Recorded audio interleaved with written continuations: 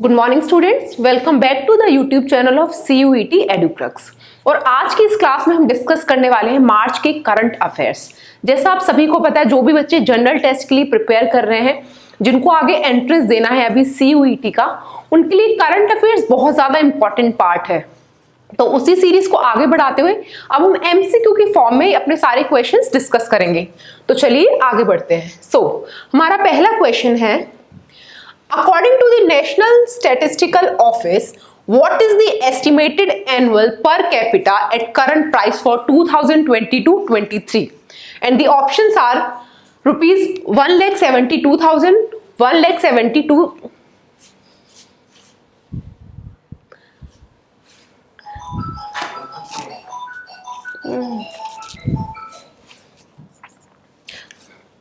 हमारे ऑप्शन है rupees 1,72,000, second है रुपीज 1,71,000, थर्ड ऑप्शन है rupees 1,70,000 and the last one is none of the above.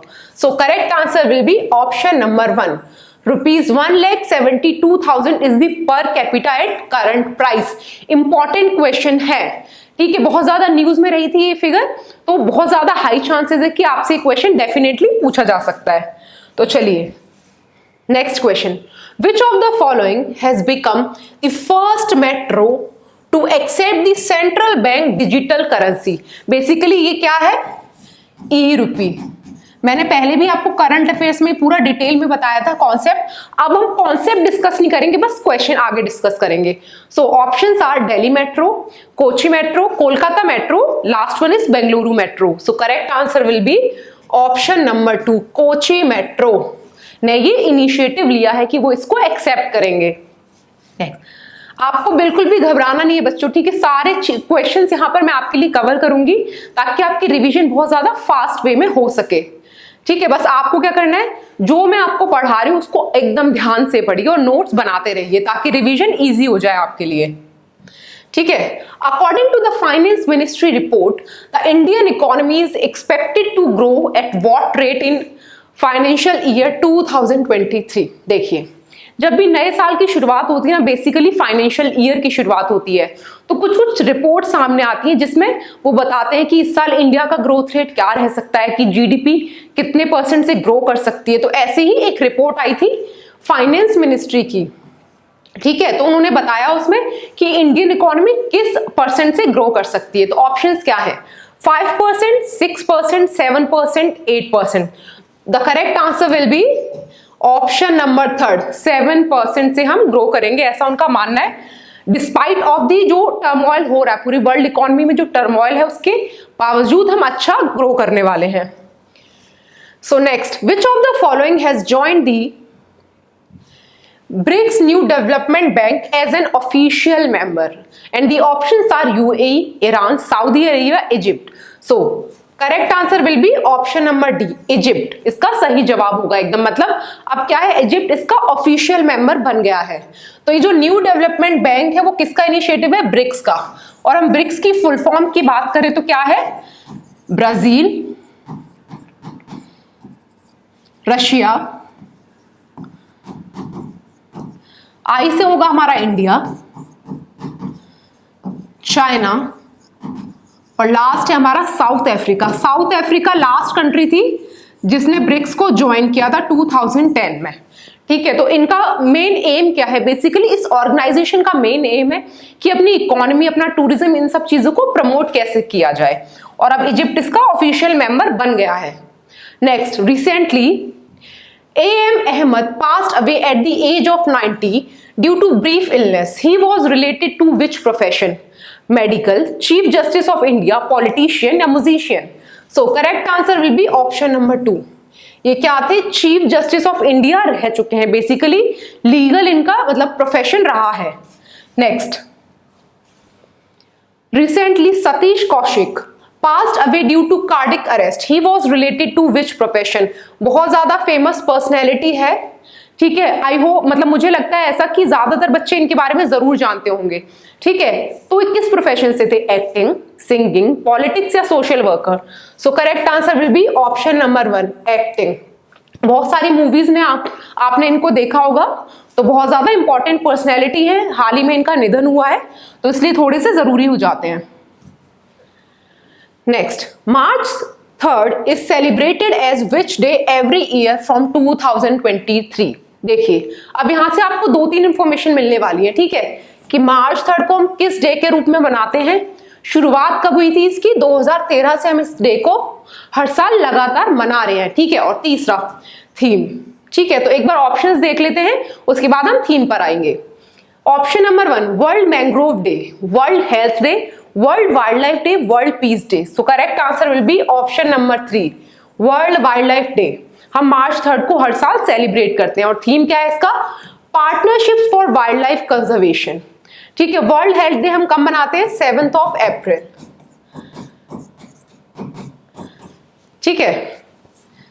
चलिए next question, international women's day is celebrated on which day, March 1st, मार्च 8, मार्च 9 और मार्च 15। बहुत important question है, मतलब बहुत ज्यादा एक्सपेक्टेड आप मतलब ये क्वेश्चन है, तो इसका करेक्ट आंसर क्या होगा बच्चों, ऑप्शन नंबर 8 मार्च 8 को हर साल हम इंटरनेशनल विमेन्स डे सेलिब्रेट करते हैं और उसका थीम क्या है इस बार, digit all innovation and technology for gender equality.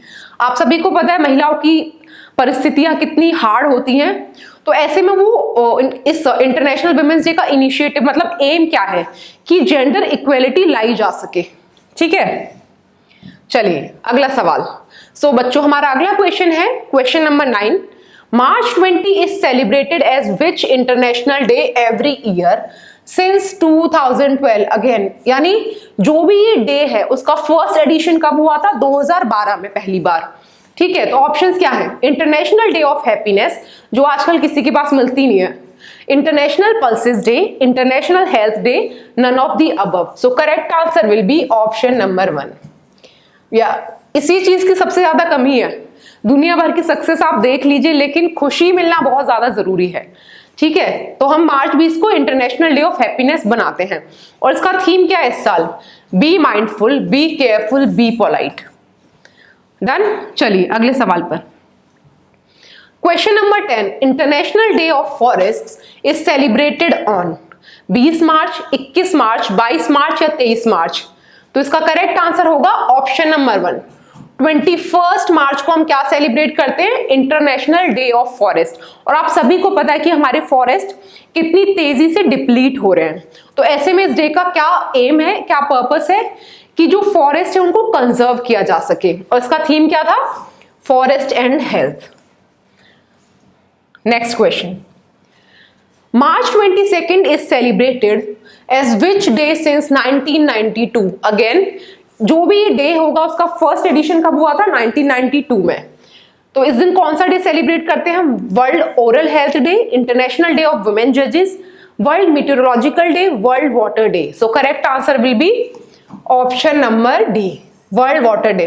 जैसे आप वर्ल्ड वॉर के बारे में सुनते रहते हैं ना, वर्ल्ड वॉर 2 वर्ल्ड वॉर हमने ऑलरेडी देखी है, ऐसे ही मुझे लगता है ना वर्ल्ड वॉर 3 जो होगी ना वो पानी को ही लेके होगी, क्योंकि इतना ज्यादा वाटर क्राइसिस हो रहा है ना।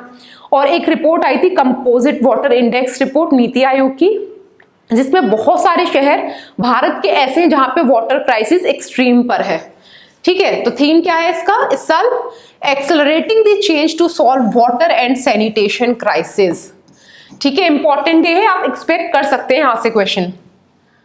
Next, Bonalu Tinubu has been elected as president of which of the following country। ठीक है, एक तो आपको इस क्वेश्चन से नाम याद रखना है, दूसरा आपको कंट्री याद रखनी है कि किस कंट्री में ये एज अ प्रेसिडेंट इलेक्ट हुई है, नाइजीरिया, सूडान, केन्या या Malawi. Correct answer will be option number 1 Nigeria, ठीक है। मालावी भी बहुत ज्यादा न्यूज में था क्योंकि यहाँ पे बहुत सारे बच्चों की डेथ हुई थी जो कोलरा होता है ना उसकी वजह से। तो हो सकता है आपसे ये पूछा जाए कि रिसेंटली बहुत सारे बच्चों की डेथ जो कोलरा की वजह से हुई है वो किस कंट्री में हुई है, तो उसका जवाब होगा मालावी। चीजों को एकदम ध्यान से पढ़ते हुए चलना है ताकि रिवीजन में दिक्कत ना हो आपको। Hekane Jakalu has created history by becoming the first women MLA of which state assembly in India। आप सभी को पता है हाल ही में कुछ स्टेट्स में असेंबली इलेक्शंस हुए थे, ठीक है। वहां पर ये जो हेकानी जकालू है वो पहली महिला एमएलए बन गई है, ठीक है। तो ऑप्शंस क्या क्या है, Mizoram, Nagaland, Tripura, Assam. So correct answer will be option number 2 Nagaland. और किस कॉन्स्टिट्यूएंसी से बनी है, दीमापुर, ठीक है। ये आपको दीमापुर का भी नाम याद रखना है क्योंकि बहुत ज्यादा न्यूज में ये हमारा रहता है। Who has been confirmed as first South Asian district judge for Southern District of New York? देखिए, जब भी कोई भारतवंशी, मतलब जिसका भारत से वो होता है, मतलब ओरिजिन होता है, वो किसी स्टेट में या किसी फॉरेन कंट्री में कुछ इलेक्ट होता है तो वो बहुत ज्यादा इंपॉर्टेंट होती है। तो सेम क्वेश्चन उसी पैटर्न पर है। सो ऑप्शंस क्या है, Arun Subramanyam, S Dubey, Vinod Mehra, Kartik Subramanyam. So correct answer will be option number 1, Arun Subramanyam को ये पदवी हासिल हुई है अभी। अगला सवाल देखते हैं। Who has been selected as first female to take over a frontline combat unit command in Western sector by Indian Air Force? बहुत ज्यादा इंपॉर्टेंट क्वेश्चन है और कुछ आए ना आए लेकिन ये क्वेश्चन आपको डेफिनेटली एग्जाम में देखने को मिलेगा ही, ठीक है। पहली महिला ऐसी बनी है जिसको ये मतलब पोस्ट मिल रही है। Captain Shiva Chauhan, captain Shailja Dhami, captain Avani Chaturvedi, captain Meenakshi Sharma. So बच्चों करेक्ट आंसर क्या होगा, option number 2 captain Shailja Dhami. Captain Shiva Chauhan क्या बनी थी, ये भी बहुत ज्यादा न्यूज में थी, फर्स्ट फीमेल जिनको सियाचिन पोस्ट पर, जो कुमार पोस्ट है वहां पर एज अ ऑफिसर भेजा गया है, ठीक है। तो दोनों चीजें इंपॉर्टेंट है, दोनों ही ऑप्शन इंपॉर्टेंट है। Next, who has become the Asia's first female locomotive pilot to operate Vande Bharat? आप सभी को पता है कि वंदे भारत ट्रेन आजकल काफी न्यूज में रहती है। अभी भोपाल तक भी, मतलब न्यू दिल्ली से भोपाल तक भी एक लॉन्च की गई थी। तो पहली फीमेल लोको पायलट कौन बनी है, मीना यादव, सुनीता शर्मा, विनीशा जाटियान, सुरेखा यादव। सो बच्चों इसका करेक्ट आंसर होगा option number 4 Surekha Yadav. Who has been appointed as brand ambassador of the Indian Boxing Association Women's World Championship? कोई भी चैंपियनशिप होगी तो जनरली उसके ब्रांड एम्बेसडर्स बनाए जाते हैं ताकि उसको प्रमोट किया जा सके। तो हाल ही में अभी इंडियन बॉक्सिंग एसोसिएशन ने भी जो वर्ल्ड चैंपियनशिप हो रही है विमेन की, उसके लिए क्या किया है, ब्रांड एम्बेसडर चुने हैं। मैरी कॉम, निखत जरीन, फरहान अख्तर, लास्ट ऑप्शन है both 1 and 3। So the correct answer will be option number 4। Farhan Akhtar और मैरी कॉम दोनों को ही ब्रांड एम्बेसडर इसका बनाया गया है। Next, Eric Garcetti has been appointed as ambassador to India by which country? Important question है, ठीक है। तो ऑप्शंस क्या है, USA, Russia, Ukraine, Israel. So correct answer will be USA. Next question, who has been appointed as new president of New Development Bank? कविलामंदन Ramaswamy, Dilma Vana Rousseff, Dina Boluarte, none of the above. बहुत ज्यादा important question है, आप इसको 3 star दे दो, ठीक है। बहुत ज्यादा हाई चांसेस है कि ये पूछा जाएगा। देखिए, जब भी करंट अफेयर्स की अगर आप बात करेंगे ना सीयूईटी के लिए, तो लास्ट के जो 3-4 महीने वो बहुत ज्यादा इंपॉर्टेंट है, ठीक है। आपको करना पूरे साल का है, नो डाउट, हमने पूरा आपको करवाया भी है, लेकिन लास्ट के जो 3-4 महीने वो बहुत ज्यादा क्रूशियल है। तो वहां से क्वेश्चन ज्यादा बनने के चांसेस होते हैं आपके। सो इस क्वेश्चन का करेक्ट आंसर क्या होगा, option number 2 Dilma Vana Rousseff. Next, India's first air cooled condenser has been commissioned by NTPC in which state? Uttar Pradesh, Bihar, Jharkhand, Chhattisgarh. So इसका करेक्ट आंसर क्या होगा, झारखंड इसका सही जवाब होगा। इंडिया का पहला एयर कूल्ड कंडेंसर यहां पर ही स्थापित किया जा रहा है, किसके द्वारा, एनटीपीसी के द्वारा। Question number 21, which of the following university has become the first foreign university to receive the International Financial Services Center Authority approval to set up an international branch campus in GIFT City? आप सभी को पता है कि जो new education policy आई थी उसके under क्या किया जा रहा है कि कुछ फॉरेन यूनिवर्सिटीज को भी यहाँ पर अपने कैंपस ओपन करने की परमिशन दी जा रही है। तो उसी क्रम में आगे बढ़ते हुए एक पहली यूनिवर्सिटी को वो अप्रूवल मिल गया है। सो ऑप्शंस क्या है? Deakin university Australia, Oxford university USA, Massachusetts university, none of the above. So correct answer will be option number 1, Deakin university Australia, इसको ये अप्रूवल मिल गया है। Next, India has signed an MOU on defense and cooperation to establish a startup bridge with which of the following country। Important है, कोई agreement हुआ हो, कोई मेमोरेंडम ऑफ अंडरस्टैंडिंग हमने किसी के साथ साइन किया है, तो वो बहुत इंपॉर्टेंट होता है। सो ऑप्शंस क्या है? USA, Italy, Britain, USA. So correct answer will be option number 2, Italy के साथ हमने ये साइन किया है। Next, a 200-meter long bamboo crash barrier has been installed in which state by the Ministry of Road Transport and Highways। आपको पता है कि बहुत सारे रोड एक्सीडेंट्स डेली हमें देखने को मिलते हैं न्यूज में, तो एक छोटा सा ये इनिशिएटिव है एक स्टेट की तरफ से, ताकि जो हाईवेज पर अगर कोई एक्सीडेंट वगैरह होते हैं ना, उसको थोड़ा सा जो उसका डैमेज है उसको कंट्रोल किया जा सके। ऑप्शंस क्या है? Uttar Pradesh, Bihar, Maharashtra, Chhattisgarh. Correct answer will be Maharashtra ने ये इनिशिएटिव लिया है। Next, India has signed an audio visual co production agreement with which country? France, USA, Sweden, Australia. So correct answer will be Sweden. Correct answer will be Australia, Australia के साथ हमने ये agreement sign किया है। Next question, question number 25, recently reach out research education and training outreach for capacity building has been implemented by which ministry? Ministry of Earth Sciences, Ministry of Defense, Ministry of Rural Development, Ministry of Youth Affairs। So correct answer will be option number 1, Ministry of Earth Sciences का ये initiative है capacity building के लिए। Next, recently Civil 20 India Inception meeting has been hosted by Nagpur, Indore, Bhopal, Sagar. So correct answer will B Nagpur. और कहां पर है ये चारों शहर? भोपाल में हमें देखने को मिलते हैं। और नागपुर की क्या फेमस है? संतरे। भाई जनरल टेस्ट में ऐसा क्वेश्चन भी पूछ सकते हैं कि नागपुर की कौन सी चीज फेमस है, या संतरे कहाँ के फेमस है, तो कहाँ के फेमस है? नागपुर के। Next, world TB summit has been organized in which city on occasion of World Tuberculosis Day on 24th March? तो यहां से दो क्वेश्चन बन गए आपके कि 24 मार्च को हम कौन सा डे सेलिब्रेट करते हैं? वर्ल्ड ट्यूबरक्लोसिस डे, जिसको हम टीबी भी बोलते हैं। सो अभी हाल ही में इसकी एक समिट हुई थी, तो कहां पर हुई है ये? इलाहाबाद, वाराणसी, अलीगढ़, नोएडा। सो correct answer will B Allahabad. Correct answer will be option number 2, Varanasi में ये अभी मीटिंग हुई थी। और देखिए इंडिया का क्या टारगेट है कि हम कब तक टीबी को एलिमिनेट कर देंगे?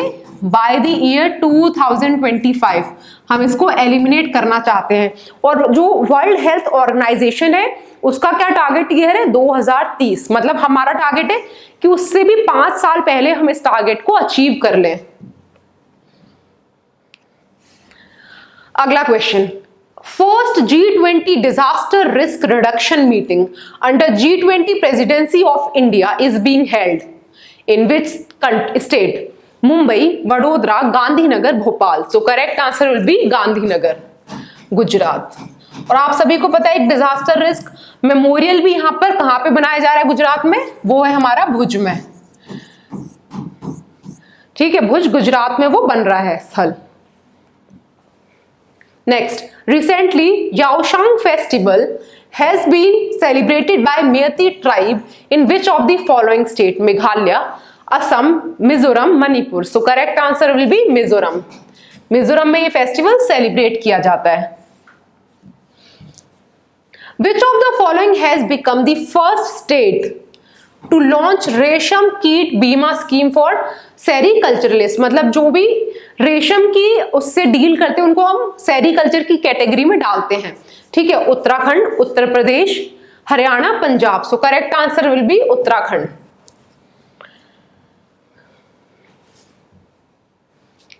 What is the rank of India according to Global Terrorism Index? और इसको कौन रिलीज करता है? Which is released by institute for economics and peace. तो क्या रैंक रही है इंडिया की? 10, 11, 12 या 13? सो इंडिया की रैंक रही है 13th। और अफगानिस्तान को इसमें मिली है लास्ट रैंक, यानी वर्स्ट अफेक्टेड है ये। और अगर हम साउथ एशिया की बात करें तो साउथ एशियन रीजन जो है वर्स्ट अफेक्टेड रीजन रहा है।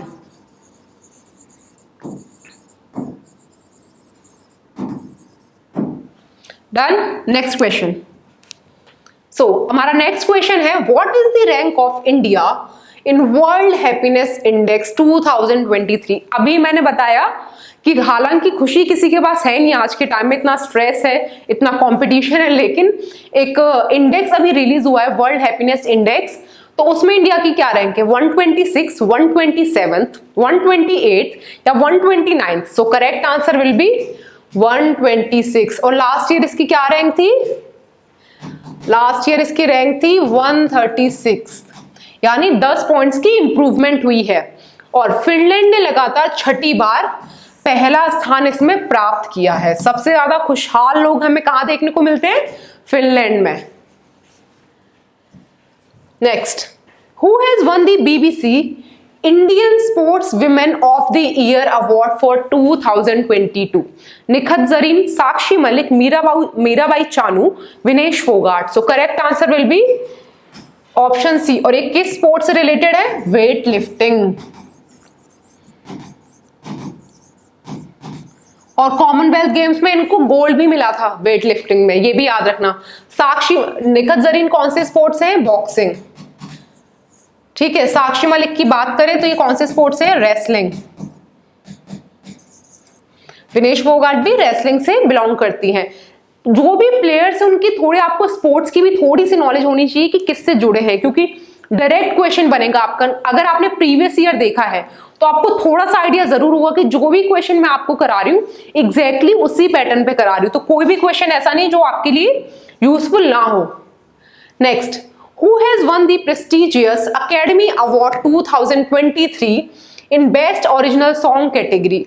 अकेडमी अवार्ड्स हम किसको बोलते हैं? मैंने पहले भी बताया था, ऑस्कर अवार्ड्स को ही हम अकेडमी अवार्ड्स बोलते हैं। So Naatu Naatu song, lift me up, this is a life, applause. So correct answer will be Naatu Naatu. RRR movie सभी ने देखी होगी, उसी मूवी का ये सॉन्ग था, ओरिजिनल कैटेगरी में ये उसको अवार्ड मिला है। अब अकेडमी अवार्ड विनर्स की एक बार हम लिस्ट देख लेते हैं, क्योंकि यहां से क्वेश्चन, मतलब अवार्ड्स एंड ऑनर्स की अगर हम बात करें तो डेफिनेटली यहां से क्वेश्चन आपके लिए बन सकता है। So the elephant whisperers by Kartiki Gonsalves, इसको क्या मिला है? Best documentary. और ये क्या है? एक इंडियन डॉक्यूमेंट्री ही है, तो हमारे लिए इसका नाम बहुत ज्यादा इंपॉर्टेंट है। Next, best actor Brendan Fraser, the whale movie के लिए इनको ये मिला है। Best actress Michelle Yeoh, everything everywhere all at once, इस मूवी के लिए इनको ये मिला है। बेस्ट मूवी रही है everything everywhere all at once. ठीक है, तो ये कुछ कुछ प्रोमिनेंट चीजें थी, इससे बाहर आपसे एग्जाम पॉइंट ऑफ व्यू से कुछ भी नहीं पूछा जाएगा। ठीक है, और एलिफेंट विस्परर्स जो है ये सबसे ज्यादा इंपॉर्टेंट है, क्योंकि इस मूवी में बेसिकली क्या दिखाया गया है? जो हाथी और जो ह्यूमन हैबिटेशन है उसके बीच में जो हमें रिफ्ट देखने को मिलता है, लेकिन इसमें उसका एक पॉजिटिव साइड देखने को मिला है कि कैसे वो उसकी केयर करते हैं और कैसे वो उनको समझते हैं। ठीक है, बहुत अच्छी डॉक्यूमेंट्री है, ज्यादा बड़ी नहीं, आपको जरूर देखनी चाहिए, लगभग 40 मिनट के आसपास ये बहुत सुंदर है। Next, which writer has been selected for Saraswati Samman 2022 for book Surya Vamsam? सो सरस्वती सम्मान देता कौन है? के बिरला फाउंडेशन, और 1991 से ये अवार्ड दिया जा रहा है। ठीक है, सो शिवशंकरी जी, प्रोफेसर रामदरस मिश्रा, वासुदेव मोई, के शिवा रेड्डी। सो correct answer will be option number 1। कहां से है ये जो बुक है बेसिकली तमिलनाडु, मतलब ठीक है, तमिल में ये बुक लिखी गई है। Next, who has been selected for Sangita Kalanidhi award 2023? Bombay Jayashri, Sivasankari, Shreshtha Banerjee, none of the above. So correct answer will be option number 1। National Humanities Medal 2021 has been awarded to whom by US President Joe Biden? So options are Zoe, Judith Casper, Mindy Kaling, Louis Caffarelli. So correct answer will be option number C. और एक Abel prize जो mathematics में दिया जाता है वो किसको दिया गया है? Luis Caffarelli for mathematics. ठीक है, ये इंपॉर्टेंट है, थोड़ी मैच द फॉलोइंग टाइप की चीजों में आपसे पूछ सकते हैं। Who has been honored with Wildlife Conservation Award 2023? बहुत इंपॉर्टेंट है। Aaliya Mir, Afroz Khan, Namita Singh, Mohammad Saif Khan. So correct answer will be Aaliya Mir को ये अवार्ड अभी दिया गया है। Who has won the 5th Santosh trophy championship held in Riyadh, Saudi Arabia? देखिए 3-4 क्वेश्चन अब आपके यहां से बन गए। ठीक है, एक तो वेन्यू कि संतोष ट्रॉफी कहां पर हेल्ड हुई थी? रियाद में, जो कहां पर है? Saudi Arabia. डन। और संतोष ट्रॉफी कौन से स्पोर्ट से जुड़ी हुई है? ये जुड़ी है फुटबॉल से। ठीक है, तो मेघालय, कर्नाटका, केरला, तमिलनाडु। तो इसका विनर कौन रहा है? कर्नाटका। और रनर अप कौन सी टीम थी? मेघालय की। इससे ज्यादा कुछ भी आपसे नहीं पूछा जाएगा। ठीक है, 3-4 चीजें थी वो मैंने आपको बता दी, किसको हराया है, जीता कौन है, वेन्यू क्या था, और संतोष ट्रॉफी कौन से स्पोर्ट से जुड़ी हुई है। Next, Bahrain Grand Prix 2023 won by Sergio Perez, Fernando Alonso, C Sainz junior, Max Verstappen. So correct answer will be option number 4। Who has become the first woman in sports to have a stadium named after her? बहुत ज्यादा important है, पहली बार ऐसा हो रहा है India में कि किसी महिला के नाम पर किसी स्टेडियम का नाम रखा जा रहा है। ठीक है, ऑप्शंस क्या है? रानी रामपाल, सुशीला चानू, नवजोत कौर, गुरजीत कौर। ठीक है, चारों ही कौन से स्पोर्ट से जुड़ी है? हॉकी से। ठीक है, ये आपको पता चल गया, लेकिन इसका करेक्ट आंसर क्या है? Option number 1। आपको रानी रामपाल का स्पोर्ट्स पता चल गया, उनके नाम पर ये स्टेडियम रखा जा रहा है। कहां पे रखा जा रहा है? रायबरेली, उत्तर प्रदेश में ऐसा किया जा रहा है पहली बार। तो इंपॉर्टेंट क्वेश्चन है। Who has authored the book As Good as My Word? KM Chandrashekhar, Rajiv Malhotra, Salman Rushdie, none of the above. So correct answer will be option number 1. Next, book Mundaka Upanishad, The Gateway to Eternity has been written by Vijay Vishwanathan, doctor Karan Singh, Sajjan Singh, Anurag Behar. So correct answer will be option number 2, doctor Karan Singh ने ये book लिखी है। Exercise fringe 2023 recently seen has been conducted between India and USA, India and Bangladesh, India and France, India and Ukraine. So correct answer will be India and France. Which of the following Indian naval ship INS participated in international maritime exercise? जिसका नाम क्या है? Cutlass Express, held in Gulf region. तो किस Indian naval ship ने इसमें participate किया था? INS Trikand, INS Sumedha, INS Vikrant, INS त्रिशूल। सो correct answer will be option number 1। Exercise ले पेराउस 2023 conducted in Indian Ocean region. Which Indian naval ship participated from Indian side? मतलब India को रिप्रेजेंट किसने किया था यहाँ पर? INS Sahyadri, INS Jyoti, INS Sumedha, INS Trikand. So correct answer will be INS Sahyadri. और कुछ डिफेंस एक्सरसाइज अब मैं आपको थोड़ा सा बताने वाली हूं, क्योंकि यहां से भी क्वेश्चन बहुत ज्यादा आप एक्सपेक्ट करते हैं, क्योंकि आपको पता है कि कैसे हम इंडिजिनाइजेशन करने में लगे हुए अपने स्पोर्ट्स का, ताकि अपना जो एक्सपोर्ट है हम उसको कट कर सके और अपना जो एक्सपोर्ट है उसको इंक्रीज कर सके और इंपोर्ट को कम कर सके। सो एक्सरसाइज बोल्ड कुरुक्षेत्र किसके बीच में होती है? इंडिया और Singapore. Exercise hand in hand China, Konkan India and UK के बीच ये कंडक्ट होती है। सूर्य किरण एक्सरसाइज इंडिया और नेपाल के बीच में। शक्ति इंडिया एंड फ्रांस। ठीक है, एक हमारी शक्ति है, एक है गरुण शक्ति। ये किसके बीच में होती है? India and Indonesia.